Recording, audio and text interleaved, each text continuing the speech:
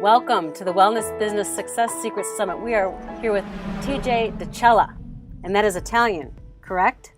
Correct. Awesome. It's a beautiful name, and you are the owner of Supercharged Foods. You're a holistic health consultant, bioalchemist, and a shamanic practitioner. Amazing. Yeah. All of that sounds so profound and beautiful. But your background, this is the part that just got me, is your background is in, you're an athlete, football of all things. And basketball. Basketball. Okay, well, basketball. Soccer, baseball. Okay, and you were very much involved in that on a daily basis, and that's what got you involved with understanding nutrition. So if you could give me an understanding of, by you being an athlete, how nutrition became a huge part of your success with being able to compete, and then how that led you to where you are now. Well, I think when we're younger, we kind of take that for granted. We just eat what our parents give us, and some things we like, some that we don't, and it's less functional eating. Where as we get older, I found myself, when I went to college to play basketball, having to feed myself and trying to find the most efficient foods in order to make me feel good. That's kind of where I came in with the nutritional aspect. Basically, finding what they were telling us and the food that they were supplying was not correct. It wasn't making you feel good. So trying to find, hey, how do I get into that zone through the food that I'm eating? And what are the components of nutrition that we actually need in our bodies in order to enhance our performance and optimize performance? And being a 5'8", 160-pound white guy, I was one of the smallest guys on the court. I always had to be on top of my game. Plus, I was a shooter. So, what really drew me in sports, because people ask all the time, coming from a competitive sports background, getting into like energy work and shamanism and stuff like that, it was more about being in the zone and that feeling when the game's kind of playing you, where you can kind of see what's happening next, and those days where you step onto the court and you make every shot from wherever it is and everything's really flowing. That was something I got really interested in, because in trying to figure out, well, I've been there all week and now it's Friday night and it's time for the game. How do I ensure that I'm into that spot, into that space for this game? And a lot of the times, we were on road games, we were given $5 for our stop at McDonald's, and that was our pregame meal. And half the guys, I've been guilty of this too, would scrounge up some change, the 15 cents, and get the value meal and have $2 for a 40 after the game. And so that drew me into like finding, hey, what are the most efficient foods that we can eat that are going to make me feel good after I eat them? And it wasn't until after I stopped playing sports, I was all beat up. I had a fractured vertebrae in my lower back, and I got into juicing and minerals. And it came down to minerals, the mineral elements of the earth, which in their highest form are crystals, though we can't eat them, wrong teeth, wrong digestive tracts. But what can are plants. So then plants take the rocks and the minerals, convert them to a colloidal form, and then we're able to consume that, or the animal that eats the plants that eats the rock, or the animal eats the bugs that eats the plants that eats the rocks.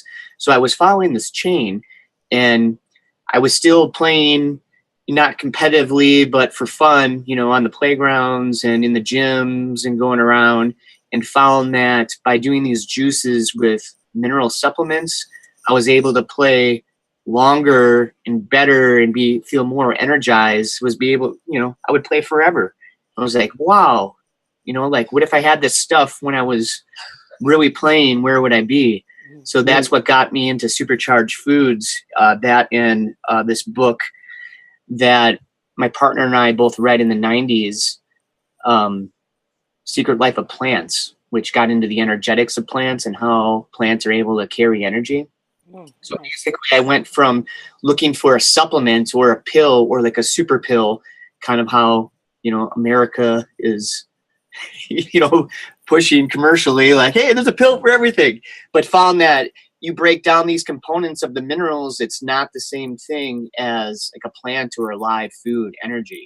So when I came back and met back with my partner for Supercharge PT, and it was like Secret Life of Plants, and found the most nutritious plants that we could grow the quickest, and develop the system where we energize them and are able to deliver the most nutrition to people through the most sustainable and quickest route, where it only takes like 2 weeks to grow these plants, and they're the most mineral dense and broadest foods that you could eat and add to your diet, and you're only putting 2 weeks of energy in it to make food, rather than like the 6 months or the years of an animal, or so it's super efficient.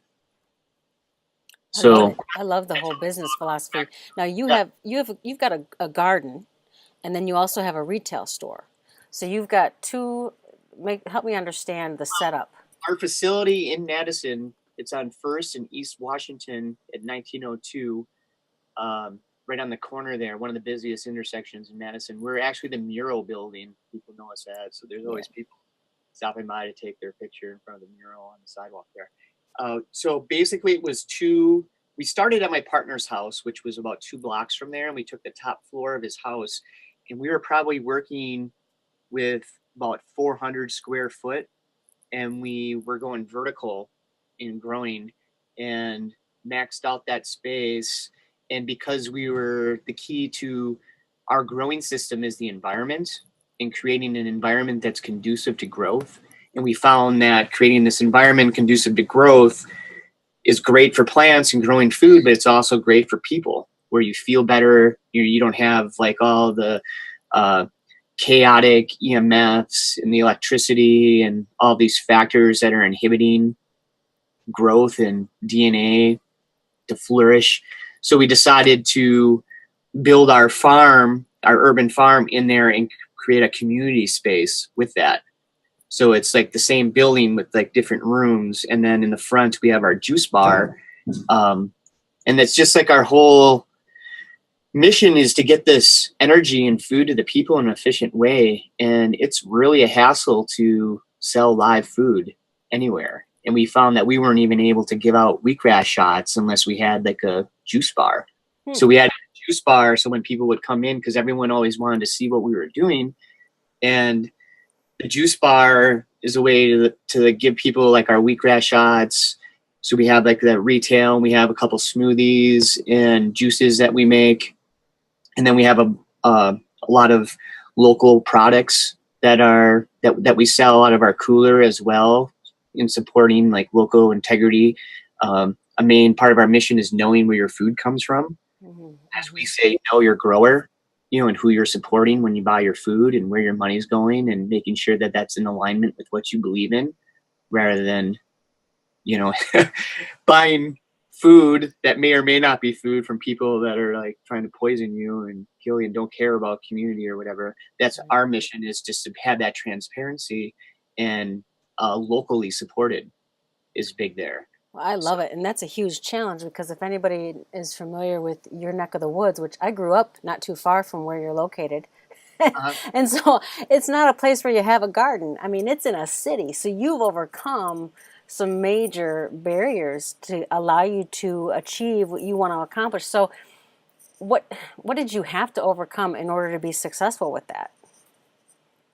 Well, our system is very new, so we kind of like fell in between the cracks. One of our mentors that we worked with was actually one of the first guys in Wisconsin to get the coding down for microgreens, because they didn't even really know what one was, and it's considered a raw agricultural product, not a sprout, which are highly regulated. So we had to go through, the permits and this and that, and education was a big part in the beginning. So now microgreens are pretty well known, I'd say. A lot of the restaurants use them, and it's like a connoisseur product, I would say. Mm-hmm. And people know what they are, but at the beginning, when we first started, nobody even knew what they were. So we'd be at farmers markets, and people would be like, "What do you do with this?" It's like, "Well, you eat it." The whole thing? Yeah. So that was a big step at the beginning, And I think we got our name out there, and then other companies started growing them too, and it became kind of like a big thing.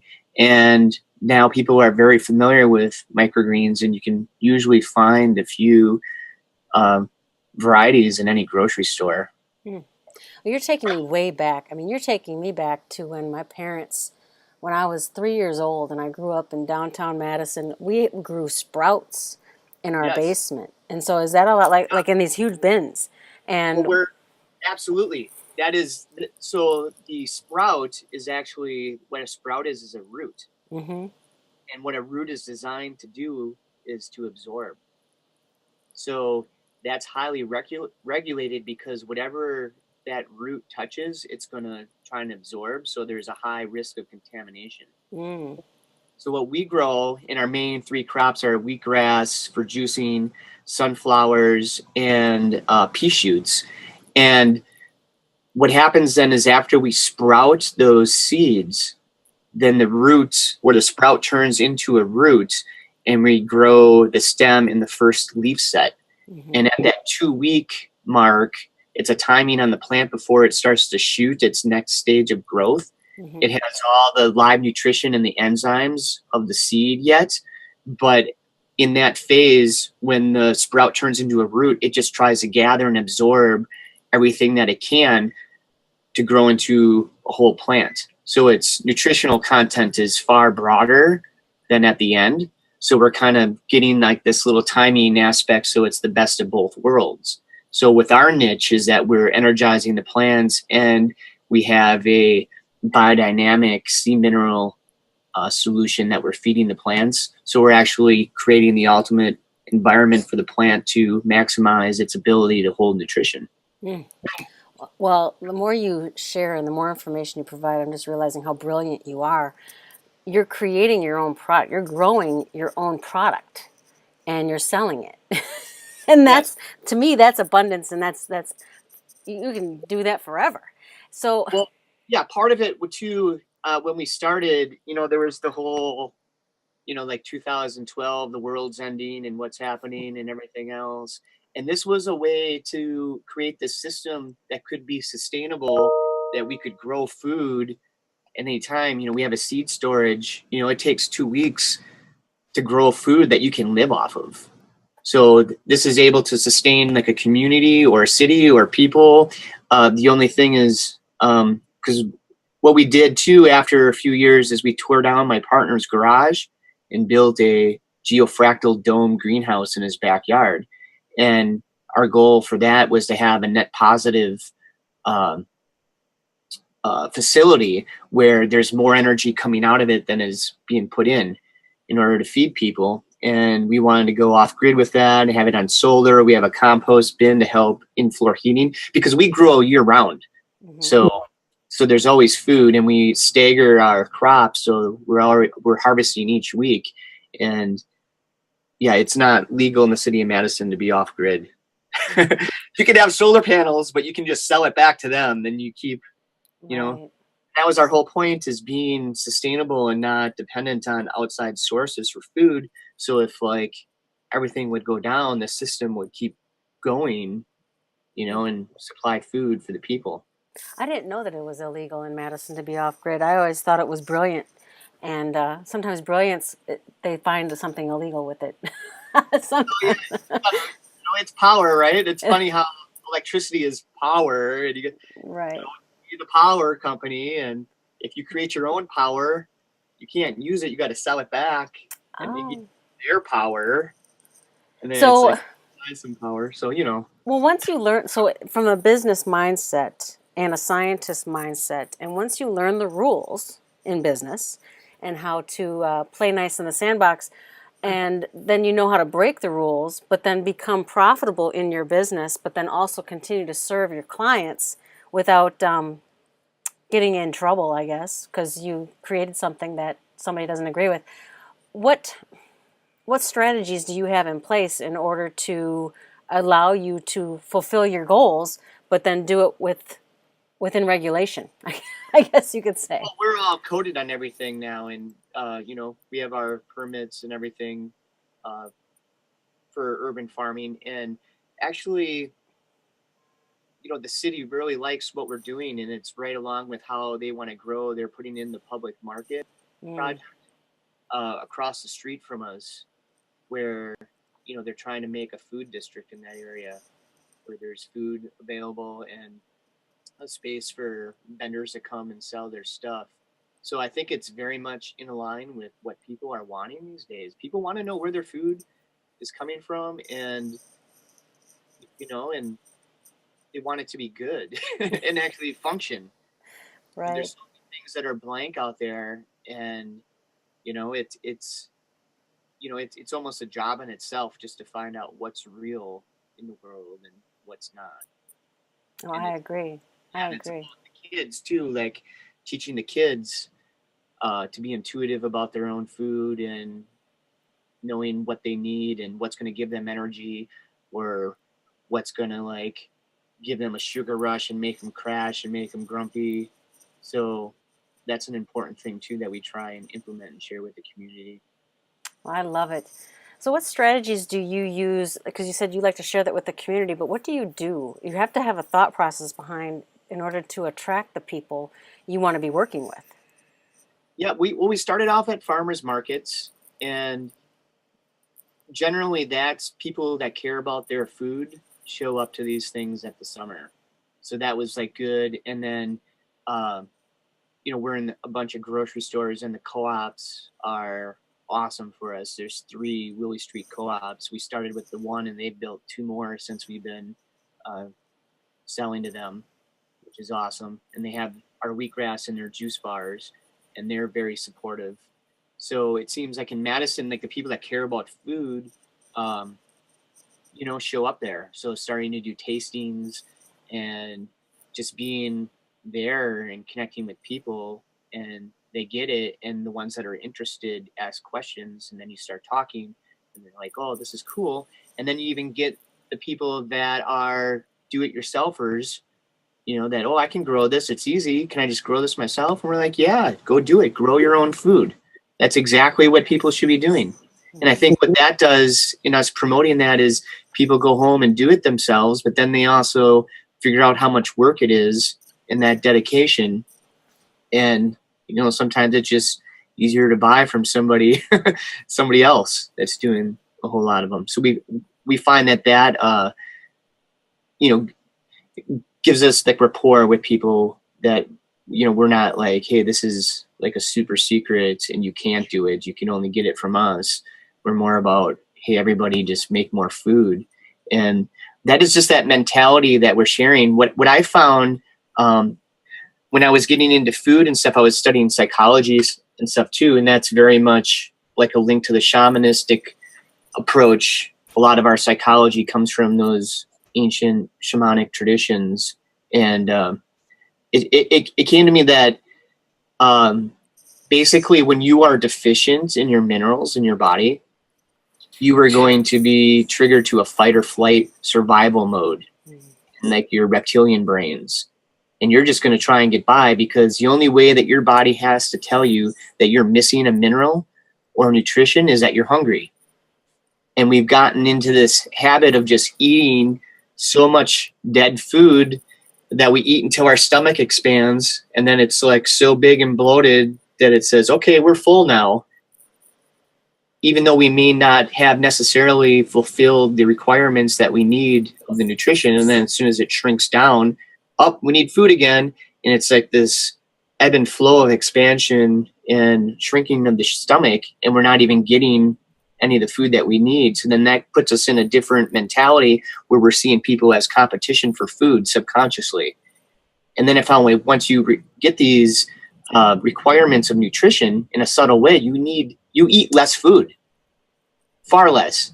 And then also you're able to feel that security and in that place, and you're able to then see people in your community as creative extensions and places, people to commune with and to build and to be creative with, rather than competition for food.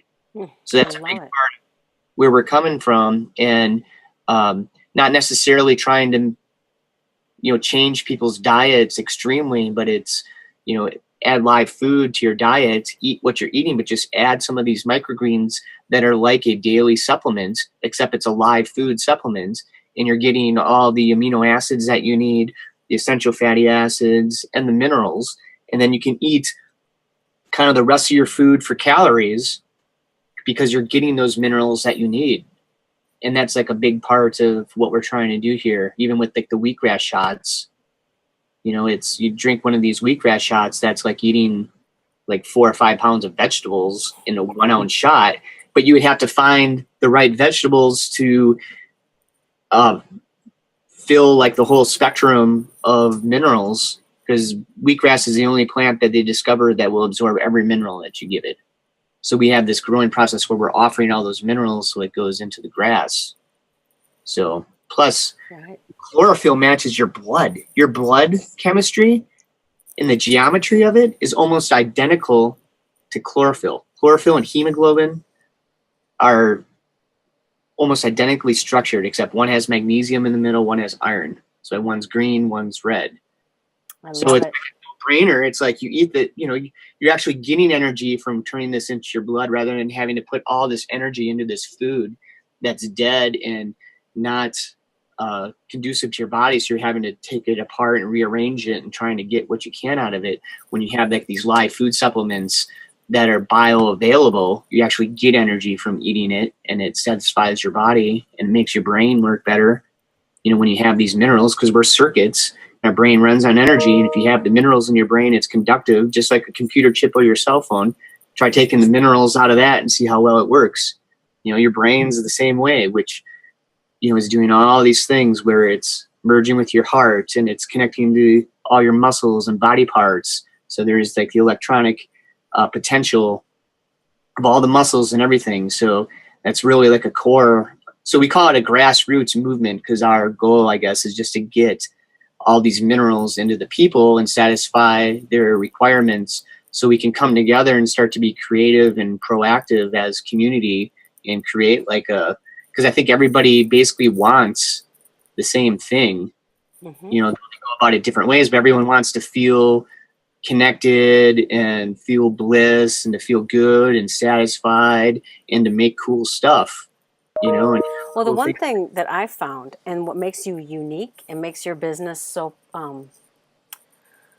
wonderful for the community and how you've separated yourself from what we would call a grocery store is of the knowledge that you share and that you have available for your customers that come in. I mean, right away, you've just blown up my brain right now with so much information that if I go to a grocery store, the grocery store attendants, they want to share that knowledge, but they're cut short because they aren't able to provide that type of food. So, for example, I went into a local grocery store and I asked them, "Do you have wheatgrass?" She goes, "No, sorry, we don't." And I was like, "Well, that's what I need. That's what I'm here for." But for you, you have a plethora of so much flexibility. And was that one of the other reasons why you created your own? Because did you feel like your hands were tied, or that you just wanted to have your own place where you could do exactly what you needed to do in order to serve people? Well, I mean, it started on those crops, and then it was just and this was more like intuitive, but my partner, in being careful that we weren't like too dependent on one source to sell our stuff. Like if we were just selling to grocery stores, what happens then if they went down and there's not grocery stores? So then we're also selling to restaurants. If the grocery stores are, we have that, but it's a portion of our stuff. Then restaurants are another portion, and then we have our own retail, and then we have a CSA program. So we have people, all these different facets of where we're going. We have UW Hospital that comes in and gets stuff. So we just didn't want to be too heavy in one portion and spread it out. So if one, not to be too dependent on one avenue for our income to come in. That's great. So where did you learn that business sense?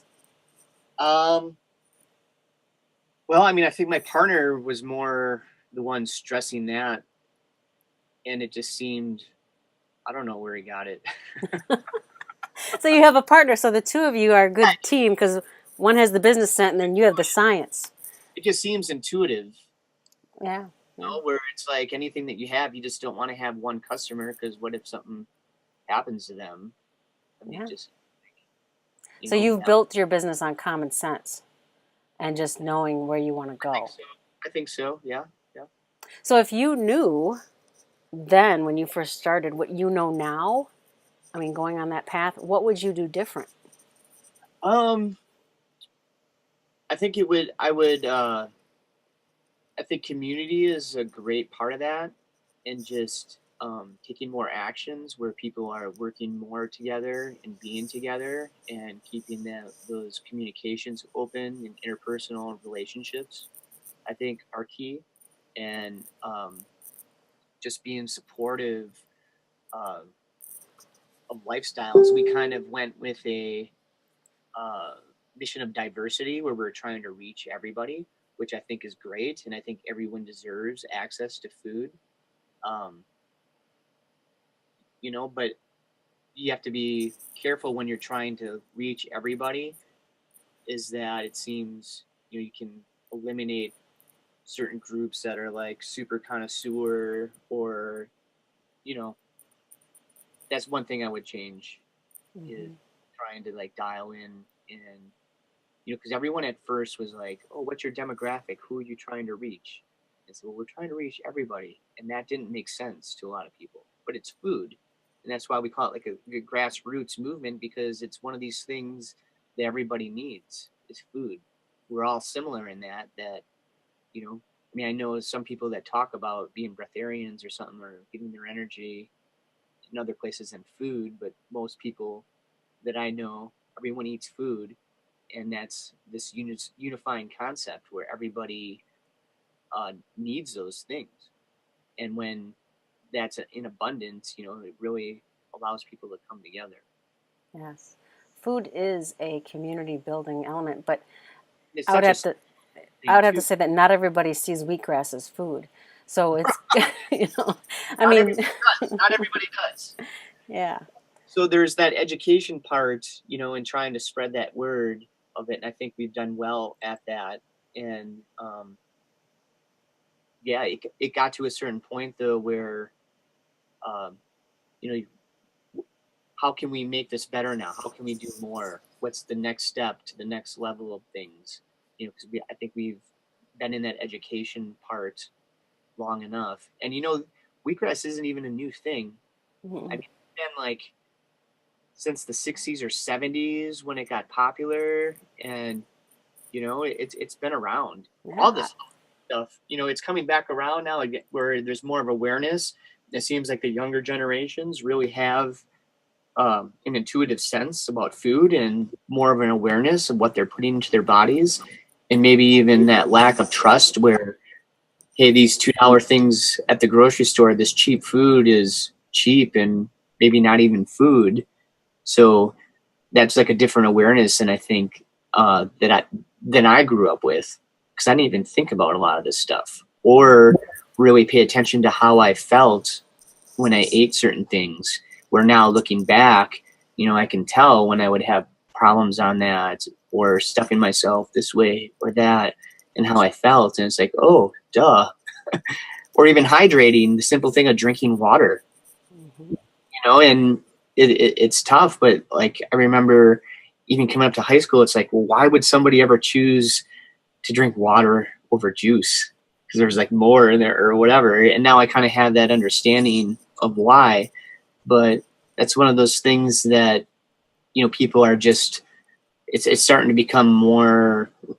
It's kindergarten, I think, and I think a lot of these generations missed that, and it's coming back around where really the people are demanding real things and functional uh, foods in their diet. And then, but also having understanding of how to make it sustained, because a lot of places have a challenge in the shelf life of the food, and so That balancing out that, so when you're creating an inventory, how long is this going to sit on my shelf, and I can sell it, yes, based on its structure. So I'm yeah, sure there's a lot of struggle with that too. yeah. And because of our growing process and how our plants are so healthy, we have a much longer shelf life than any other microgreen that I've Mm. seen, which is great for us, but that's still short relative to the food system. And that's why local is so important, and that carbon footprint that you're leaving when you're moving food around and trying to have things that are in season and locally. So, like the Willie Street Co-op is like a mile away. So people there, when they buy our stuff, they're buying food that's grown literally like a mile from where they're buying it, and it barely traveled anywhere. Compared to like the stuff that ships in from California to Chicago next day and then comes from there to another distributor, then that comes there and then the truck comes. That's an important thing, and I think there's more of that awareness where people are trying to eat locally. So that's more of our vision of just, there's a couple places that we do send stuff out to, but most of our stuff is just goes right here into Madison. That's fun.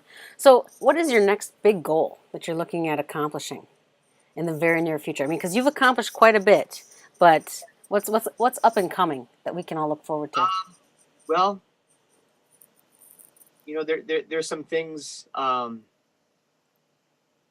I have on the plate that I don't know that I can share so much right now.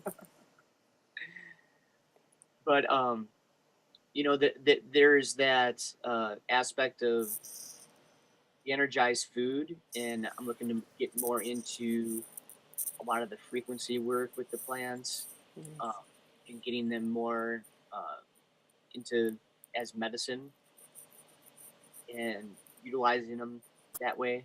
And I'm also like involved in some of the classes and the education that I'm doing and building that, and also a facility that encompasses all this with the environment, dial it down a little bit more with like the sacred geometry and everything, and having like a fully sustainable facility is something that I'd like to do too. And I don't know how feasible that is in the city, but that's something that I'm looking for in the future. Well, I will support you any way you need, because that sounds wonderful. It sounds like a good dream to accomplish. I love it. So you have a free gift that you're offering to people that are listening today that you would love to share. Could you let us know what that is? Those were the chakra readings that I offer in my shamanic energy work, and it gives a little reading of your chakras and where your energy's at and what's in balance and what's blocked, and offering tools in order to facilitate that for personal and spiritual growth. I'm able to offer those, and that's a nice gift to have. It is. It sounds wonderful. And I really appreciate it. My mind is just, I can't wait to come out and visit your store and experience it I haven't been there because I've been with other things, but I'm going to frequent that place quite a bit and get my my greens there rather than the grocery store, because I know that they came locally and I know exactly who grew them. So that's important. Yes. Yes. So thank you so much. I really appreciate it, TJ. Yeah, thanks for bringing all this together and bringing this nice crew of people sharing their gifts and what they love together. That's important. Sharing's important and really builds those communities. So we want to get it out to the people. I agree. Well, we're creating that mastermind. So thank you for being a part of that. This is going to be huge. All right. Awesome. Thank you. I love it. Thank you.